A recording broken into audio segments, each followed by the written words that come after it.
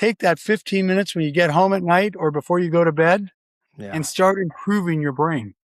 Start changing the trajectory of your lifestyle to a greater purpose. You are listening to 5 a.m. podcast. Your morning motivation starts here. Welcome back to the 5 a.m. podcast. I'm your host, Michael Klassen. Well, our guest today helps people shift from that stinking thinking and from that reactive life-led living to intentional joy-led living by aligning mindset, identity, and time to create greater purpose, value, and freedom. Ted Kopecko is the author of the #1 international best-selling Finding Joy, Journey of You, and a commercial real estate broker with more than 30 years experience spanning business, architecture, and entrepreneurship.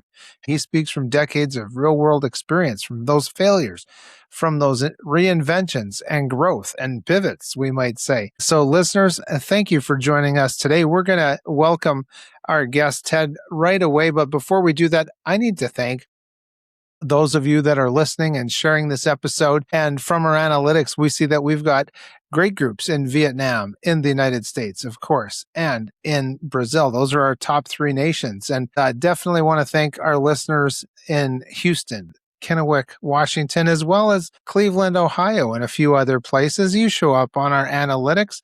We're just glad that you're here. So please join me in welcoming to the 5 a.m. podcast, Ted Kopecko. Ted, welcome to the show. Oh my gosh, Michael, I just want to tell you how honored I am to be here. Your program is dynamite. It is absolutely awesome, and I enjoy it. And just to be here, I'm like blown away. So thank you for the invite. And like I said, it's an honor. And so thank you again. So let me just introduce myself quickly to everybody, please. if that's okay. Go for it. At the party here, I feel like I'm at a big party. Yes. Hey, audience, how are you doing today? My name is Ted Kopecko. I wrote the book, Finding Joy, Journey of You. The acronym for joy is Journey of You. It's a real book, everybody. It's not AI generated. It took about 3 years to write. And about 5 years ago, I started writing about joy and what it really meant in our lives. And especially in the life that we're leading today, in the world we have today with confusion and chaos and everything. But take away all the politics of it all. We are all God level design. We are all on this place called Playground Earth, and we're all human. We're all here to help each other, give value to others so that they can create freedom in their life.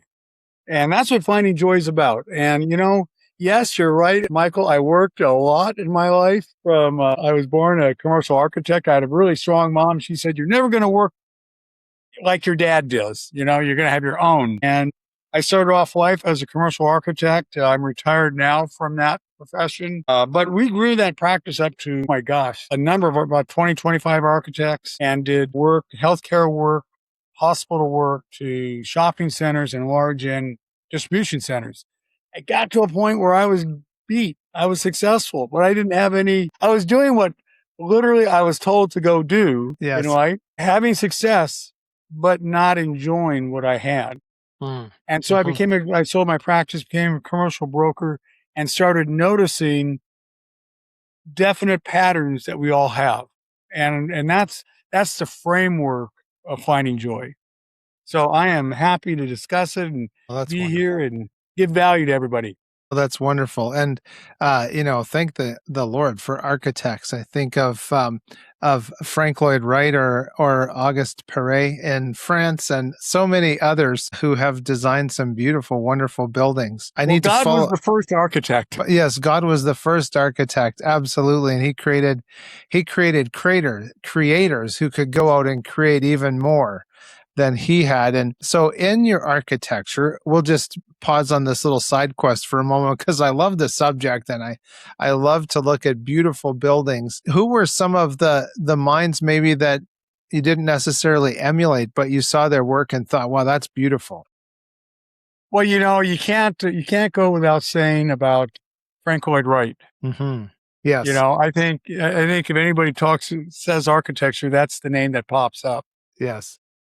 There's many great architects out there that have done a lot of wonderful work and so forth.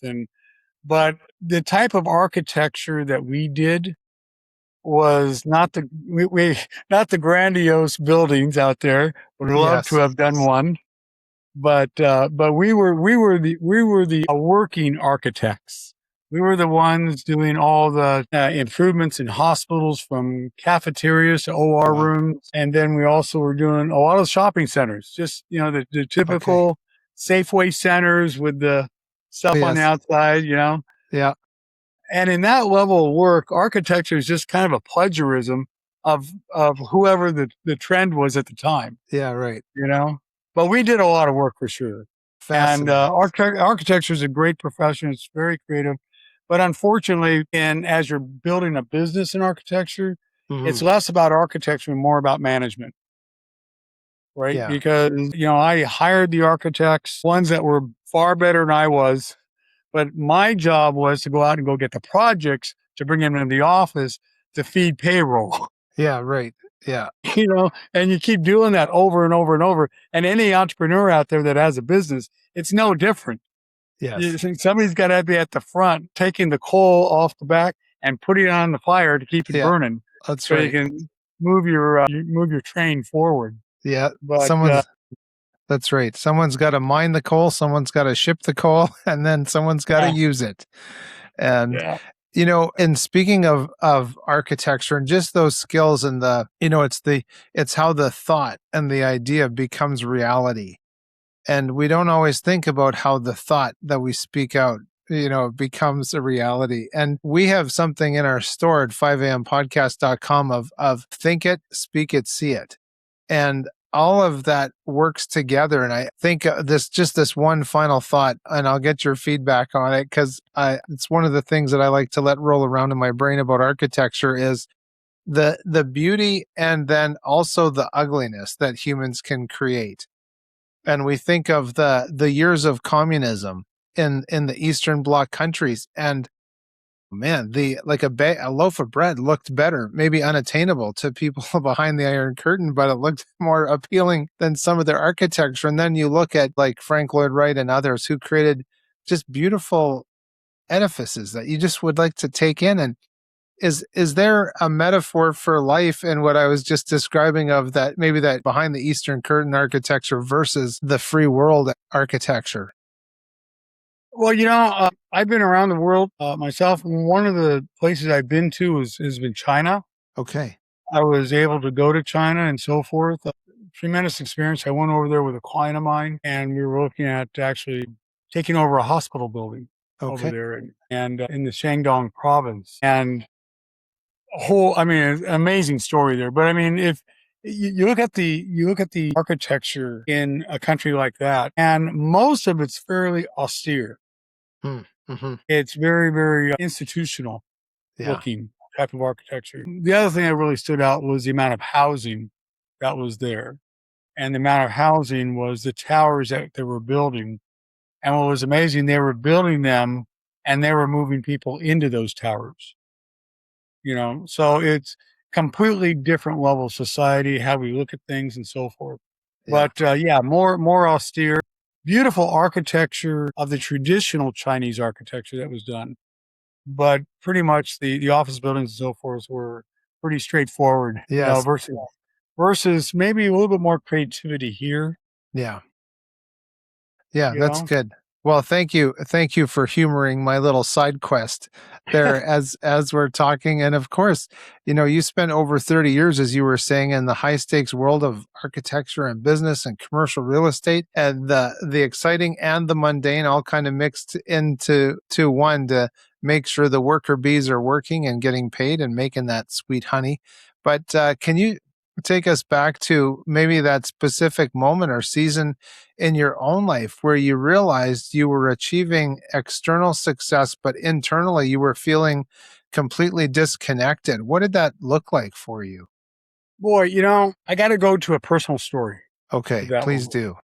And that was the story of my dad. And my dad he worked for a organization for 42 years of his life. He dedicated his life to this company, climbing the corporate ladder and so forth. And he literally worked. I mean, I wouldn't see him maybe a Sunday afternoon after church, right?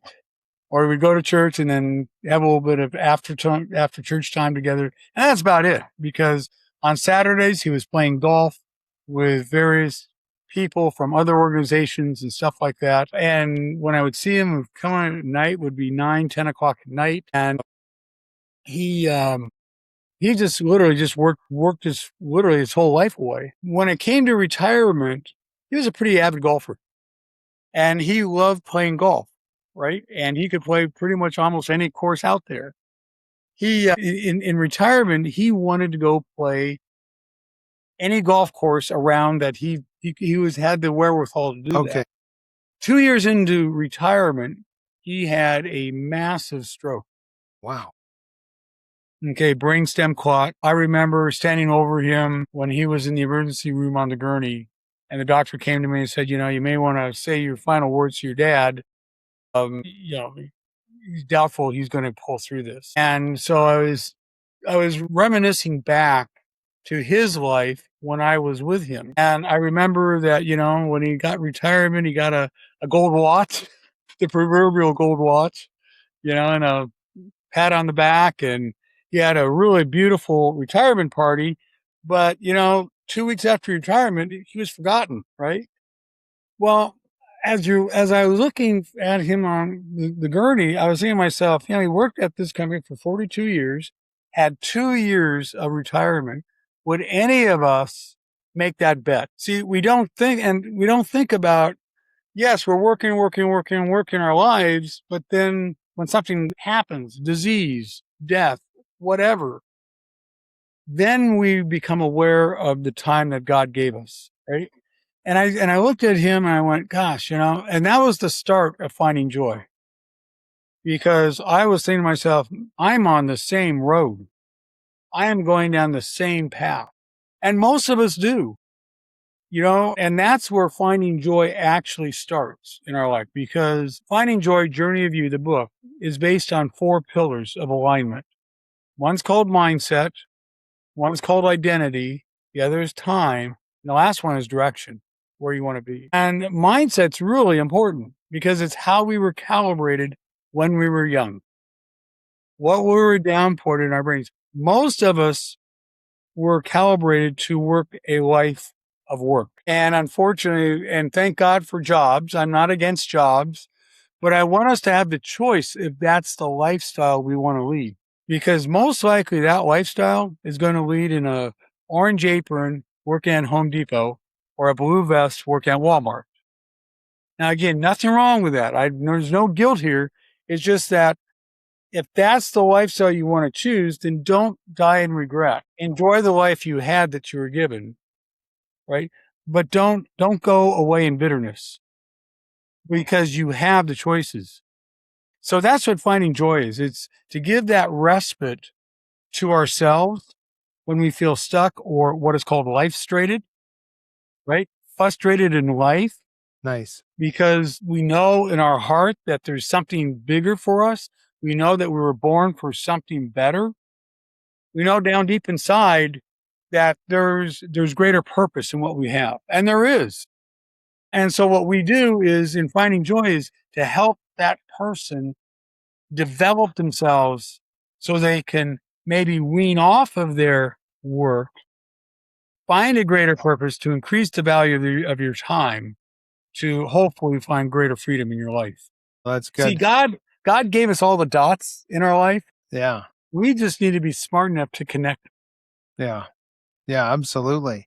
And you have a great phrase that living the life led versus the joy led. So for someone, maybe they're driving to work in the morning as they're listening to this right now, how do they know if they're currently trapped in this life led reactive existence? Yeah.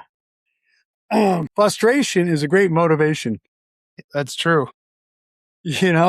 Frustration is a great motivation. When we get to a certain point, and, we're in these decades of life, the 20s, 30s, the 30s, 40s, 50s, 60s. So, and every one of those decades, we can look and say we have a different perspective on our life. Because as we're moving through life, we're also moving through our time schedule of life. And down deep inside, we start recognizing that time schedule as we become older. And it's almost like getting on a roller coaster ride. We have the ups and downs in life, but we also know when the end is coming, you know? And then when you're afraid to get on that roller coaster and you're nervous and all that, and they land you on the front cab, right? And you Yes. go, oh my gosh, I don't know if I want to be here, right? And you take off, all of a sudden that life fear turns into more excitement. More, Yeah. and then by the time you're halfway through that ride, I don't want this to stop. And that's what happens in our life. We go through this time schedule and we realize, man, is this it? There's got to be more. I'm built for more. You know, Les Brown, a great mentor of mine, says we all have greatness in us. We just need to find it to pull it out. Don't aim for the moon. You're aiming too low. Aim for the stars for your life. So if your listeners haven't followed Les Brown, he is a great mentor out there. I would highly advise taking a look at what he's doing. But there are four basic pillars of the alignment of joy. And like I mentioned, it's mindset, how we're recalibrating. Yeah, for 18 years of our life, we were taught to come, sit down, Yeah. listen to the teacher, listen to a boss, right? And do that repeating over and over and over. Well, what do you think happens to our mindset? Our mindset, that's the latent defects that were placed in our mind early on in life. And we continue that all the way through. We're not building an entrepreneurial mindset. We're building a fixed mindset. We're building a work style mindset. So going back, when you get frustrated enough in life and you recognize it, that life-led life, Yeah. Yeah. you're searching for more. You're searching for that joy-led life. That's good. And now you've experienced your own shares of hits and misses in the business world. You've had the business pressures, the reinventions and pivots over 30 years. Was there one specific failure or business curveball in your past that turned out to be the exact catalyst you needed for personal growth? Yeah, again, my journey in starting life was a little bit different, I think, than maybe most, because it was very unorthodox. Right out of college, like I said, I had a very strong mom. She says, "You're never going to work for yourself, or you're never going to work for anybody. You're going to work for yourself." Right. So when I graduated from Cal Poly San Luis down here over in California in the School of Architecture, I can't disappoint mom. Yes, right. Right. So I immediately started my practice, which was highly unorthodox way to do it. I hired some architects to come and work for me, and we started a business that way. So my journey was a little different. It was the journey of entrepreneur, but getting frustrated to the point of at a younger age saying there's got to be more than this, and seeing my father, what he went through. Even though he worked for the company store, I had my own business. I just bought myself my own job, right? Yeah, right. So I knew I was doing what everybody told me to go do, but I wasn't doing what my purpose was. And my purpose down deep, I think most of our purposes down deep, is to find a value that we can give to others. Is to find something that we can give to others to improve the world, to improve ourselves, and ultimately find freedom in our life. Yeah, right. And it's probably because of that, your book focuses heavily on alignment, things kind of coming together. And in your experience, dealing with whether they're a driven professional or someone in the 9 to 5 or an entrepreneur, what is that number one area of life that is maybe most commonly out of alignment or out of scope from where it should be? Well, there's one word out there called busy. Yes. Busy takes us away from our purpose. And busy just is a continuation from one day to the next until we wake up going, at 65, maybe 70, as we're pushing retirement out further and further, that we look back at life, go, okay, there's got to be something greater, right?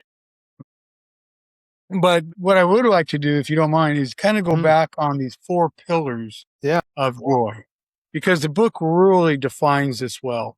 Okay.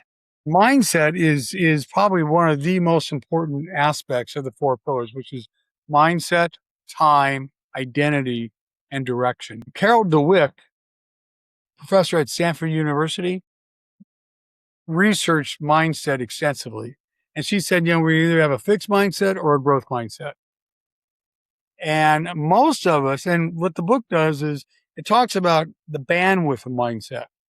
Most of us are center left towards being fixed mindset versus a growth mindset. So what's a growth mindset person?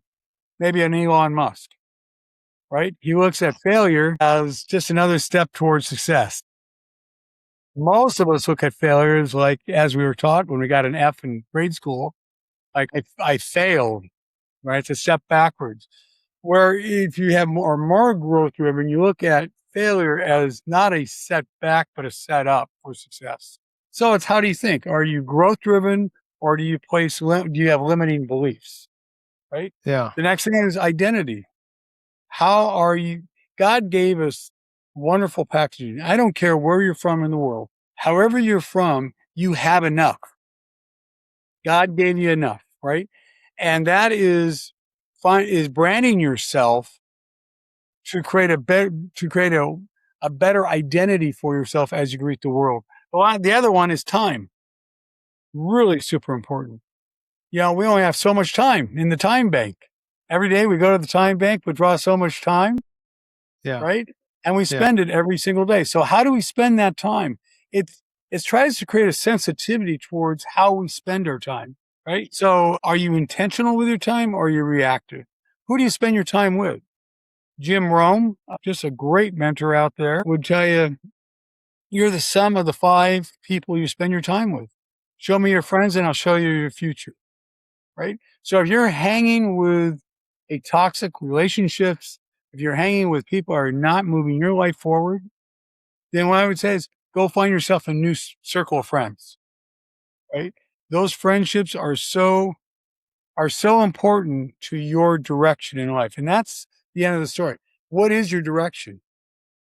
If I ask people, I guess one of the things that we say in the book, place yourself 20 years from today. Imagine where you're at. What are you thinking? Right? What is your environment? What are you doing in your life to give value to others? Think about that for a second, and then reflect back 20 years earlier. What would you do differently today to obtain that lifestyle 20 years down the line? So a lot of the stuff, when those 4 words become in alignment, now you're purpose driven. Yeah, that's good. Does that make sense?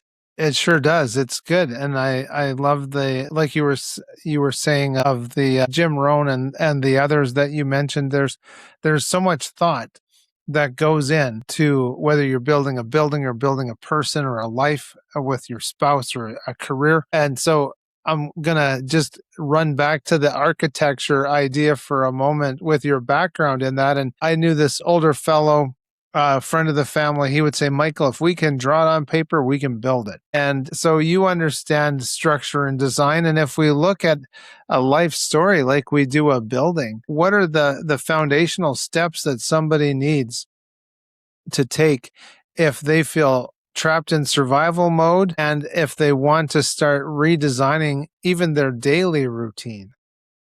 Yeah, that's a great question. And thank you, Michael, on that, because it's actually a simple answer. Most of us, basically in that first decade of work, that 20 to 30, you're kind of working away going, okay, I don't know if I want to switch jobs. I want to go over here. People have 12 different jobs in their life. They switch up that many times, right?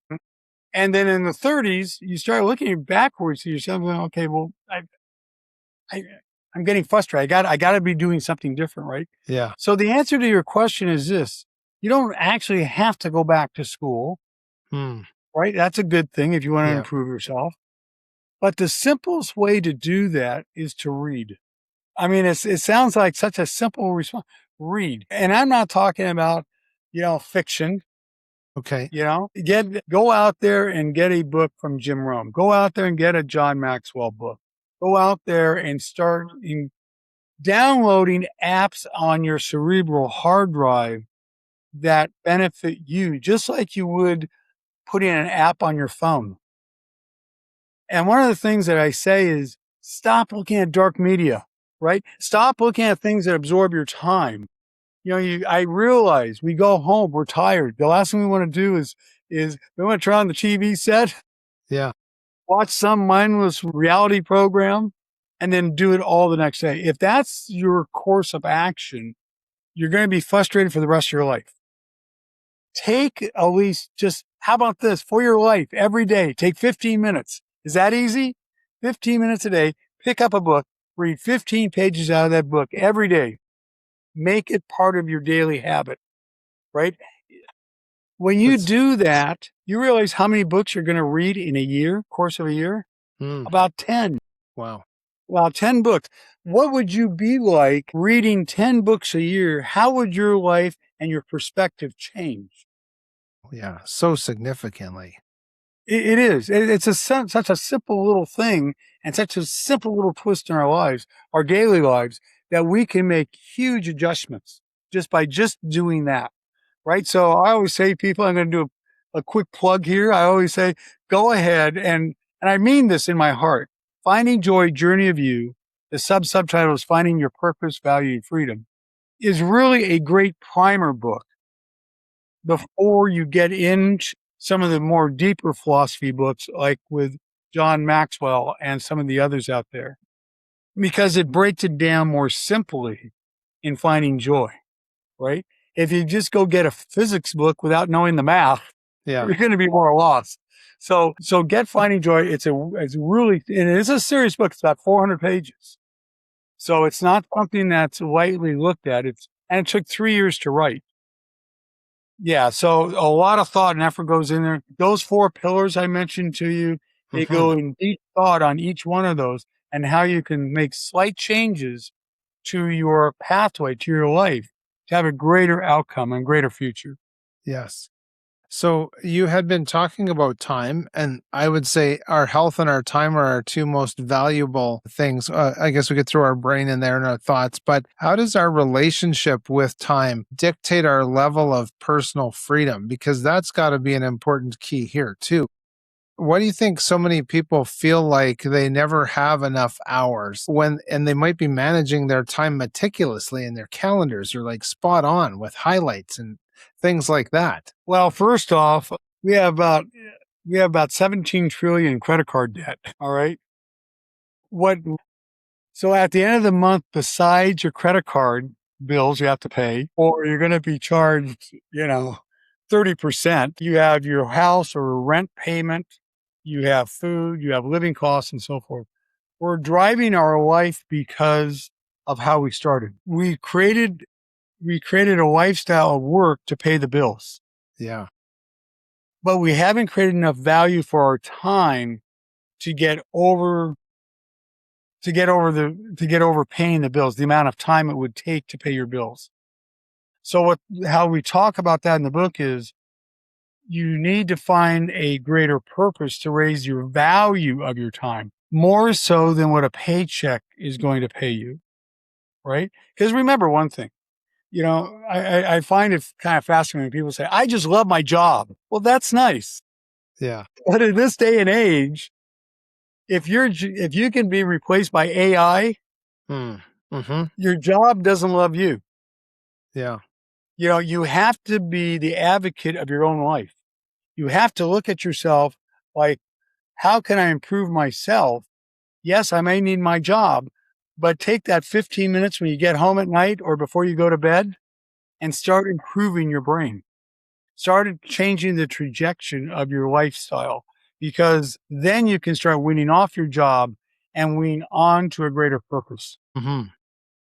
Well, that's good. I appreciate you framing it in that way. And I was again thinking about the authors and the books that you were mentioning. And I recently had an episode with Andy Ross, and he talked about how his dad every day his homework was reading Think and Grow Rich by Napoleon Hill.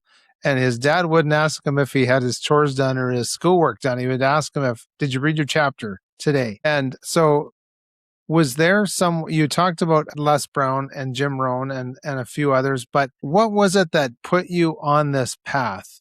Was it just the time and attention or finances, or was it something that somebody had said to you? Maybe you already mentioned that, but I just wanted to see if there was like that little ignition point based on a book or a speaker. Well, I mean, I got to really tell you, the answer to that is a cumulative effect. Okay. It's, I can't kind of point to one thing and say, this is all I knew was that through my life of work, I look back and I go, if I keep doing what I'm doing, I'm going to be working for the rest of my life. Yes. I'm winding up in the same situation my dad. And in doing so, that's when you start dissecting the basis of finding joy, journey of you is I guess maybe the answer, part of the answer to this is I look at our lives as special, and it's actually coming back to us. Most of us, and I don't want to say most, this sounds too generalized, but I'm not too sure if we all have complete respect of who we are as human beings in this framework of life. We don't really have, yeah, we care about ourselves because we're living, but I mean, really truly have respect for ourselves, respect for our time, respect for who we communicate with. How do we move forward? And for myself, that was a cumulative approach over a longer period of time. Boy, that's a very interesting way to look at it because we do hear about self-respect and, don't let people treat you that way, or, don't get run over by, don't just roll over and play dead. We don't often think of that, how we respect ourselves in the terms that you were just talking about. Can you get a little bit more into what that looks like as you're trying to pivot emotionally and in business with that mindset of maybe fostering or expecting to receive that from those around you? That's scary because, most of us want to stay in our comfort cave. Yeah. Yeah. We're kind of afraid to go out of the comfort cave and get eaten up by a saber-toothed tiger. True. Again, that's what we were taught. So Yeah. when we start challenging ourselves, like I said, it first comes from just being frustrated. Enough is enough. I'm sick and tired of being sick and tired. Yeah. It's life frustrated. It's being frustrated in life that gives you Yeah. the motivation to say, I'm either going to get off of where I'm at and move forward, or I'm going to sit where I'm at and make the choice. Say, I'm happy. I'm going to be the worker bee, and that's fine. That's wonderful. But don't be bitter later off in the night. So what we try to say in the book is, don't be bitter, be better. Yeah. And Right. right. So move yourself down the line to literally have a better life forward. Again, it comes down to getting to a certain point of yourself projecting your life down the road and saying, is this how I want to live for the next 20, 30, 40 years of my life? Yeah. Yes. And so, ladies and gentlemen, I'm chatting with Ted Kopecko, and we are going to get a little bit more into his book entitled Finding Joy, Journey of You. But while we're headed down that road, we have that comment section. We'd love to hear your thoughts and your comments on your journey of life. Ted, one of the things they might want is to know how to get in touch with you. So, can you give us the places they can find you online? Well, thank you, Michael. Yeah. Well, first off, Finding Joy, Journey of You is on Barnes and Noble. It's on Amazon, or you can get it at any bookstore. They'll look it up. Or the book also has a wonderful website.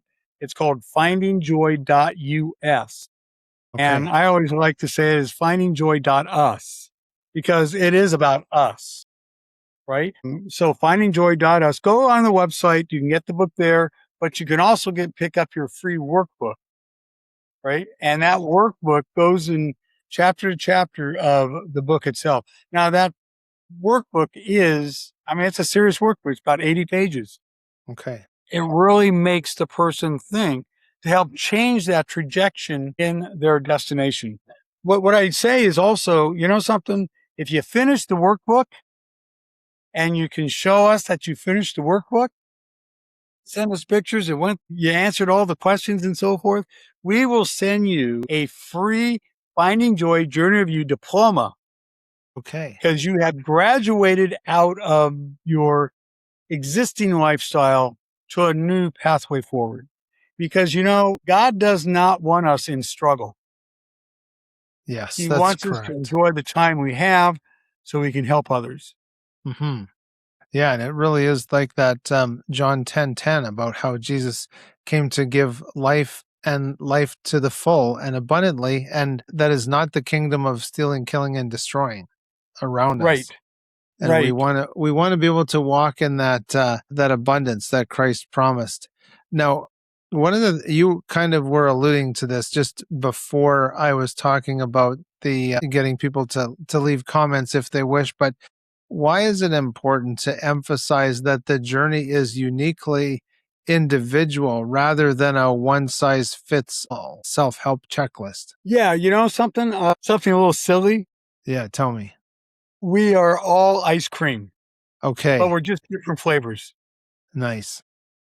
and each one of us is special because we have our own special talents. Yes, we're all different flavors, but at the end of the day, we're all ice cream. But those flavors in us creates that uniqueness that we all have. And that's why the purpose I have in life may be different from someone else's, but we all Right. can give back Yeah. to our world to be a better place. If each one of us created the respect that we need for ourselves, for our time, who we look like, what our identity is, shifting our mindset, and we can help others in that lifestyle for them, imagine how different this world would be. Yeah. It'd be hugely Substantially. different. Yeah. And I know Substantially that may different. be idealistic, but my word, I speak to so many people. There's more of us out there. Yeah. There's Yeah. more of us out there. We just don't communicate these messages. Mm. Hmm. And so then let's say someone is doing like they're listening to this, but they're doing an evaluation of themselves to see if they might be saying, Ted, how do I find out what that one thing is that's driving me bananas or really the spanner in the works of my life? It's soul searching for sure. Yeah. And that's what Finding Joy does. It gives the reader a respite. You're busy, things are happening.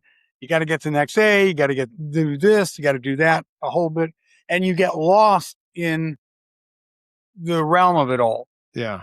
And Right. your life gets lost, and you wake up down the road going, "What happened?" So Finding Joy is a little bit of a respite. It gives you the opportunity, and this is why I say get Finding Joy Journey Review before the next level of books. It gives you a perspective, allows you to start defining that perspective so you can move up the ladder of knowledge base and motivation for your life. Yeah. And it is true that we really don't know what we don't know. And so we need books like yours and others to discover the deficiency that might be there. And one of the things is you probably remember from listening to other episodes is we talk about how there's one chapter in Proverbs for every day of the month. And there's always something in there, no matter how many times you read it, that you can say, there's my problem, or, oh, this is why this is happening. Are there some things maybe in the book of Proverbs or in the Bible as a whole that you have found that really led you to kind of change the way that you were looking at your own life and seeing that you needed to walk in this joy journey? Because I see too many people in struggle every single day. And I think a lot of the listeners recognize this. And struggle can be in various areas, whether it's their personal lives, their journey in their life. And as I mentioned earlier, and you reading the Bible and so forth, it will certainly tell you God does not want us to live in an unhappy life. He wants us to enjoy the time he gave us. But it's also being respectful that we spend the time here that God gave us to be responsible but also to reach out, to create more value, to create a better, and I keep saying this, create a better purpose in our life. Now you have to find that purpose. It's up to you to find that purpose. It's not up to the book to say what that purpose is. Because Right. like you said earlier, we're all different. Yeah. We all have different skill sets. We all have different talents that we can offer others. Yeah. One of the things that the book also talks about, obviously money, and people in struggle chase money. People in success chase value, right? Yeah. And money is not the root of all evil. If you use it wrongly, yes. Yeah. But at the end of the day, value is more powerful than anything you chase with money. Yeah. That is an extraordinary perspective of what we focus on. And that whole idea of people chasing things, I think of the hunter in the woods wanting to feed his family or get that trophy for the wall, and no hunter chases. They sit and they bait the trap and they wait and they find a spot. I was saying to somebody, they were like chasing this elusive money and title and wealth and riches. And I said, if you're chasing it, that means it's running away from you. And so with joy, is there a way that we're not sitting and waiting, we're baiting the trap, but is there a way with joy that we could actually turn the direction of our prey to come back towards us? Well, that's it. It's control. Are you allowing life to control your life? Are you allowing the outside mechanisms control? Are you letting your friends control your life? Are you letting your job control your life? Or are you controlling your life? Are you the author of you're the author of your own book? Yeah. How are you writing the chapters to your life? Yeah. Right? And I really want to make sure everybody understands this. This book is not about me. This Finding Joy Journey of You is about all of us cumulatively together. It's got a lot of great stories in it from a lot of number of people that we all know. It has a lot of amazing quotes in it we take those quotes and put foundation to them and how to apply it to our life. So we have the control. It's just that we let life use time through being busy, through thinking that tomorrow's going to be different. We do the same thing today. Yeah. Right? Are you intentional about your time, or are you being reactive to your time? It's most of us are reactive to time. Right. And that's what creates our life-led existence. And without getting too much into this, but we listen to man more than we listen to God. Yeah. Yeah. Man-driven life is not going to get you freedom. It's going to allow you to live, to pay your bills. And that's about the extent of it. Right? It's not going to allow you to have freedom to give to others or to create value to give to others. Yeah. Wow. What a powerful thought. Ted, it's been, I was going to say a grounding, but a practical and really directional conversation. So thank you for sharing your journey and your book and your decades of insight with us today for 5 a.m. podcast. Well, I so much appreciate being here, Michael. It's literally an honor. And wow. Thank you. I would love to do this again. Maybe we can dissect some of the theories behind it, because the book goes in much deeper than our overview here today. And this is, again, I really want to make sure you guys understand this. This is not about selling a book. It's not about finding joy. Go out. There's a lot of start downloading better information to your cerebral hard drives. Become better people. Don't worry about the noise around you. Be focused on your own life. Right? In that, you're going to find a joy-led life versus a life-led life, or a job-led life. In fact, you know what the acronym for job is, Michael? Tell me. Just over broke. Yeah. Right? And let me leave everybody with this. And that is a famous quote by Les Brown, is you only work hard enough so they don't fire you, and they only pay you enough so you don't quit. That is so true. It's true. That's the essence of this. We're imprisoned by what we have to do each day. And it often seems like the ones the bosses let go are the ones that, like, I'll speak from personal experience, coming in early, staying late, thinking that you're being an excellent worker bee.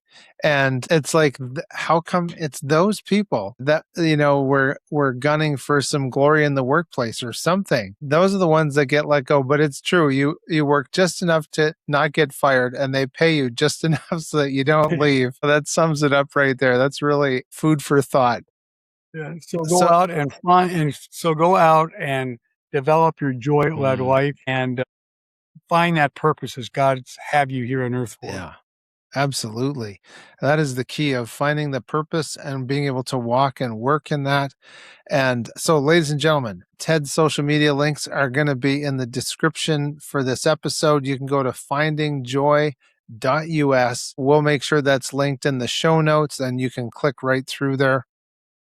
So to our 5 a.m. listeners, we appreciate that you've been here. We've got listeners from all over the world. And recently, of course, the top locations was Vietnam, the United States, Brazil, and haven't seen Turkey there for a while. Hopefully those listeners are doing well. And of course, to our Canadian listeners and people across the pond in Europe, thank you so much for being there. Go ahead and take action on what you've heard today. We want you to have a stellar week. And as we say, of course, please seize your day. When we seize our day, we seize our futures. Please get out there, enjoy those beautiful sunrises and sunsets and all those wonderful adventures in between. I'm Michael Klassen, and I will see you on the next 5 a.m. podcast. Thanks for watching the show. Just a reminder that you can get all of our resources, other episodes, and read our blog posts at 5ampodcast.com.